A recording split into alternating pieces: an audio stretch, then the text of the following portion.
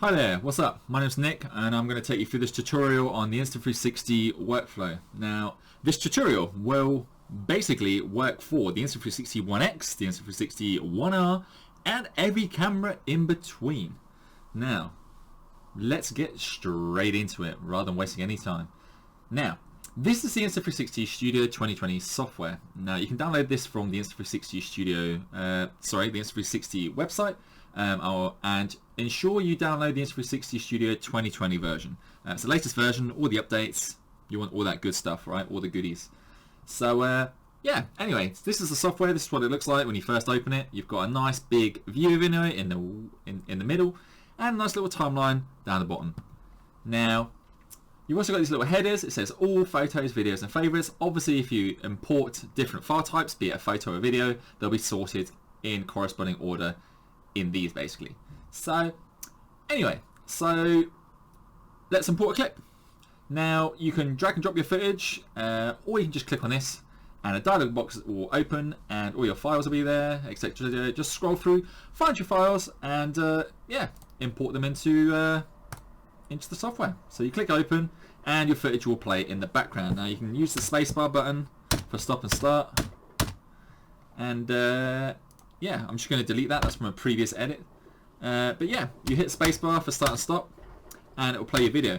Now, what you're essentially seeing here is what the camera, both lenses, basically filmed. So you can't spin it around, you can't do anything with it, and you're probably thinking, oh, that's a bit boring, I want to spin it around. Well, we'll get to that. Don't worry about that. So, basically, you've got this big yellow box here, and you've got a before, which is obviously to trim the beginning of your clip, and an after, which is to trim the end of your clip. Now, here as well, we've got settings for viewing it in different scenarios. So, for example, we can have default, you can have tiny planet, crystal ball, natural view, and flat.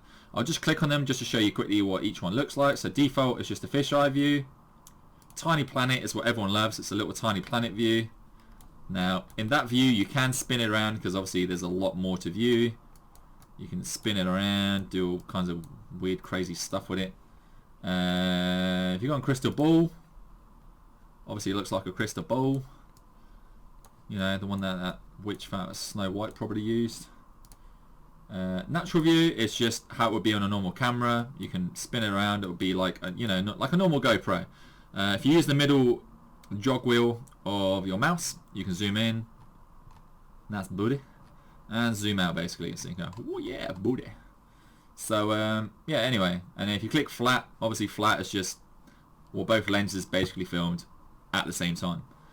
Anyway, you want to get to the editing part, right? So I'll just show you quickly how to do that. So you've got view up here and you've got free capture. Now quickly, before I jump into that, I'm just going to run you through what these boxes are on the right hand side here. Now you've got stabilization. It says use flow state stabilization. Flow state stabilization is basically what the camera uses to stabilize your footage digitally in the camera. So any kind of like bumps or wobble, that you basically transmit through your hand to the camera, without flow state stabilization, you'd see every bump and every kind of wobble on your camera. So flow state stabilization takes care of all of that and stabilizes your footage, makes it look smooth. Recommend keeping it on, just makes your footage look absolutely cinematic, absolutely smooth. And then below that, you've got stitching. Now, stitching, you've got obviously normal, venture case, dive case, and dive case underwater. Now, what this basically means is, if you buy an underwater case for the Insta360 camera, be it the Insta360 One X or the Insta360 One R, you can just click on one of these, and it will sort the stitching out for you. No issue. It's as easy as that. Now, underneath that, you've got stitching calibration, you've got dynamic stitching, chromatic calibration. I'd recommend keeping them on. It just makes the workflow a lot easier. If your stitching looks a little bit off, you can click calibrate, and it'll just calibrate it for you and just sort out the stitching lines. Underneath that, you've got logo settings. So, for example, when you have the invisible selfie stick, or any selfie stick for that matter, will work. It doesn't have to be an invisible selfie stick. It's just a marketing trick that Insta360 tell people. Any selfie stick underneath the camera will work. It's literally just a stitching trick, basically. So any selfie stick underneath the camera, because the camera stitches in a weird way, it will make the stick disappear, basically. But yeah, so on the bit where you're actually holding the stick and it doesn't remove the stick for whatever reason, you've got these options for logos basically. So you can put a logo on where the camera is. So I'll just scroll forward a little bit just so you can see what I mean by that. So as you can see, in the middle of my hand here is where the invisible selfie stick would be. Now, if you scroll the logo size up and down, obviously the logo gets bigger and the logo gets smaller. You might have to apologise. I might have to apologise a minute. I'm just literally about to sneeze. Apologies. So yeah, if you obviously scroll it up and scroll it down, it changes the logo size up and down. And then underneath that, you can obviously choose the logo position. You can do bottom, you can do top, left, right, etc, etc. You can also add your own logo if you want. If you click that, it will let you select your own logo. Now, I find that's really cool because if you want to customize your footage and add your own logo to your own footage, you can. You can personalize your own video, you know, add your own YouTube logo or whatever. And the beauty of that as well is if you export this whole video as a 360 video, as a video that you can spin around and you can like view it from different angles. If people generally view where your hand is, your logo will be there throughout the whole video. So it's just a really nice way to put your own mark on a video. You don't have to use it, but it's nice to have it there. So I just thought I'd mention it for those people that want to, you know, put their watermark on their videos or just, I don't know, just add their own little personal touch to the videos. But yeah, anyway, let's get into editing. So at the top, you've got view and you've got free capture. Now, if you click on free capture, that is where you get to edit the video. Now, obviously spinning it to the left makes it spin to the left, spinning it to the right spins it to the right, spinning up makes it go up, spinning down goes down, and vice versa basically. Now, what you've also got in the bottom left here is a little thing that says 1 by 1. Now, if we hover over that, you can see you have different aspect ratios. So you've got ratio 1 by 1, you've got ratio 9 by 16, 16 by 9, 3 by 4, what am I saying? 4 by 3 and 2 by 35 by 1. Now, what that basically means is obviously the aspect ratio, the exported aspect ratio. So, for example, for Instagram, you're probably going to want to use 1 by 1. And for normal videos that you're posting on, I don't know, YouTube or Facebook, you're probably going to want to use 16 by 9. Just looks cinematic, looks cool, looks nice. If you're doing Instagram stories, what you can also do is do 9 by 16, which is really cool. I really like that. Obviously Instagram now has a new Reels feature, so for short kind of Insta 360 clips that you've done on the kind of free skates or power blades, this is really useful because it just lets you frame it absolutely perfectly. For this tutorial, I'm just going to stick on, just stick to 1 by 1. I just think it's easy and nice. So anyway, let's get into it. So we've already said that if you press spacebar, it plays the video. If you press spacebar again, it pauses the video. Now, as you can see, you've got this little arrow here that's moving. So that's just your playtime header basically. Now, if you can click and drag that anytime to scroll up and down. So if you click and hold, you can scroll it up and down your timeline, as you can see. And if you put it anywhere, obviously you can see a preview in the preview window of where you are in your video. You can also spin it around as you normally would, spin it left and right, spin up, spin down, etc, etc, etc. Now, potentially, what you want to do with the video, obviously, is add different positions and different transitions of positioning throughout the video. So, for example, I don't know, at some point you want the camera to face forwards, at some point you want the camera to look to the left at something interesting, you want it to look at, you know, to the right at something interesting, and all the good stuff, basically. Now, the way that's done is through something called keyframes, which is the first button here. It says mark as keyframes. So, for example, this is the start of the video. You know, I'm looking at the camera, I'm turning the camera on. I'm going to mark that as a keyframe because it's the start of the video. Now, what you got on the left-hand side here is you'll get all the details of what the camera or where the camera is, for example. So, for example, the camera is at pan angle of minus 3.71. It's at tilt angle of 2.5, raw angle is at 0, FOV is at 75%, distance is at 0.60. Now, what this basically means is, those are obviously your start points. Now, if we add another keyframe further along, say for example, just here for example, it has a line connecting the two keyframes together. Now, what that basically means is, from this dot to this dot, it's a transition. It's like a transitional period. Now, for your second keyframe, if you change any of these numbers on the side here, so for example, I don't know, there's a roll angle of 0. If we just click on that and just, I don't know, drag it up, or type in 360, because you want it to spin 360 degrees. If you now go back, if we click at the beginning and now press spacebar to obviously start the video again, you can see there's a transition period between those 2 points where it spins 360 degrees. Now what that basically means is, between every keyframe that you add to your timeline, any changes that you apply to your second keyframe is what the camera will do. So for example, if your framing's here and you add, I don't know, another keyframe further along here,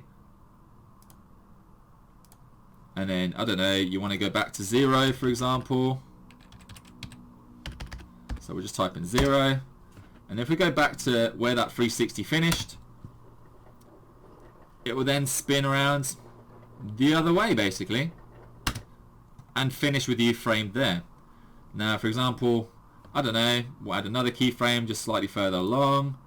And, I don't know, let's do the tilt angle. Let's say we want to do the tilt angle. We want to do a whole 360 degrees. Now, if we go back to the third keyframe, hit spacebar again, and you can see between those 2 points, the change takes place in that specific time. Now, if the timing is slightly off, you can hold down on your keyframes even, and drag them along. You can also press your backspace button to delete them. So you just click on them and delete them. Now, what's also really cool about this is like I showed you previously, the different views. So you've got fisheye, tiny planet, you've got crystal ball, and you've got flat. So for example, if I now click on tiny planet right here, and I just slightly scroll it down just to frame it just a little bit nicer. Now if I go to the beginning of the video, you can see it's not in tiny planet mode at all. Now the beauty of this is, if I now hit play, between those 2 points is where it will transition into tiny planet mode. Now it will stay in tiny planet mode until you add another keyframe and tell it that you want it to come out of tiny planet mode. And now if you play back the video and go back to the first keyframe, you can see the video will start normally, move into tiny planet mode, and then between the second and third keyframe, go back to normal mode. It's really easy to do, and I'd highly recommend just playing around with it and having some fun with it. Now, the other feature that's inside the software that most people, I believe, are probably going to make use of because it's just so easy for beginners. I'm just going to zoom out here by using the middle scroll wheel quickly. Is something called Deep Track. Now what Deep Track essentially is, it's the AI of the software basically finding a subject and tracking it throughout your video. And what that basically means is the software will automatically frame whatever you tell it to track in the picture. So for example, if you click on Deep Track, it will say it will basically tell you to draw a box around what you want it to track. So you hold the left mouse button and then just click and drag. So for example, I'm going to click and drag over myself. Now what the software will do, as you can see, is it will track you and keep you in frame perfectly throughout however long you want it to track for. Now if you look down here, it will say stop track. When you want the software to stop tracking you, you just hit that and it'll stop tracking you. If you don't click stop track, the software will continue to track you throughout the whole of the video. Now if you want it to track you all the way to the end of the video, obviously let it run its course and let you track all the way to the end of the video. Now what I'd recommend is, if you are using Deep Track, try and use it on a bright sunny day. Make sure you're wearing easy identifiable colors, such as, I don't know, bright colors, maybe a red or an orange or a green, for example. It seems the software uses contrast colors. So for example, I was wearing a light green t-shirt here with black sleeves. It seems to pick up the black sleeves of my raglan t-shirt pretty well, and keeps me in track, so it's not an issue. But I have noticed in some of my videos where it's really dark and I'm wearing dark colors, for example I'm wearing all black in one video which I did in a car park at night time. The software really struggled to pick me up because I wasn't really wearing anything that differentiates me from the background. But generally speaking, the software is really good. It will still do a really good job. So just give it a go. If it doesn't work, then just go back, maybe go and refilm the video, wear brighter colors, and give it another go, and it should do it for you. But yeah, I think for newbies or beginners to Insta360, or people that don't really know how to use keyframes or don't want to muck around with that kind of stuff, I think the deep track is a really easy way to just get a video done and keep yourself in frame throughout the whole video. I think it's really easy, really good. But yeah, once you've obviously done that, you can click this little arrow here in the top right, and it'll say video export settings. Now you can choose your resolution and set your bitrate. Now with regards to selecting your bitrate, I'd recommend selecting a bitrate that is slightly above the recommended bitrate for your chosen platform that you're exporting to. So for example, if you're exporting to Facebook, and I don't know, HD I believe is between like 18 and 20 megabytes, I'd recommend exporting at 30. If you're exporting 4K, for example, I'd recommend exporting just higher than the Facebook or YouTube thresholds for that bitrate, to ensure that when you do upload your video and it is compressed by YouTube or Facebook, it doesn't look like absolute crap. You want to give yourself a little bit of overhead just so YouTube and Facebook compresses that overhead rather than your beautiful HD video. Basically what that means is, by compressing the overhead, it leaves your HD video completely untouched and means that your video looks absolutely beautifully crisp and HD, be it on YouTube or Facebook. Now we're just going to talk about the export here. What you've got encoding formats. You've got H.264, H.265 and ProRes 422. The most commonly used encoding format is H.264, so just keep it on that. You don't really need to change it. Now, export type. You can export it as a video. Obviously, it is a video, so that's the only option that's going to be available. You've got AI effects. Now, you can got something called remove grain. Obviously, if there's a lot of noise in the background of your video, due to it being very dark, you can click remove grain and remove that grain from your video. Now, if you click Color Plus, all it essentially does is bump up the color slightly. It's basically like having a vivid color profile. I think it looks really nice. It makes your footage just pop a bit more. The saturation kind of looks a bit better and the colors look a bit better. So we're going to leave that on. Underneath that, you've got obviously options to select your file name and your file path. You can rename it, for example. So for this, I'm going to rename it to Nick Car Park and then save it to the desktop. I tend to save all my videos to the desktop. It's just a lot easier to find videos and stuff. So you just click OK, and yeah, it will start exporting the video. And as you can see, you have a little timer here. I'm not going to let it run its course because it will take absolutely ages. But generally speaking, it will make that noise when it's finished exporting your video. And then all you got to do from there is, if you want to, I don't know, do some color grading or add any effects and stuff, you can take that exported video, throw it into Premiere and muck around with it, add titles, do your color grading, add your cinematic bars, all that kind of cool stuff, and then export that finalized video from Premiere. The same way, make sure obviously your bit rates are above what you're exporting it to platform wise, be it Facebook or YouTube, and yeah, just export it, whack it on your platform, whatever platform you plan to use, and share it around, and it's as simple as that. That's pretty much how you make a video. It's pretty damn easy. So yeah, I hope this has helped. If you want any more detailed instructions on how to use keyframes and how to use the different effects to do rolls and rollovers and all that kind of stuff, be sure to comment below, and I'll make sure to do that. In the meantime, yeah, enjoy the Insta360 software, enjoy your Insta360 camera, and I look forward to seeing what you can come up with. Thanks for tuning in, and yeah, bye.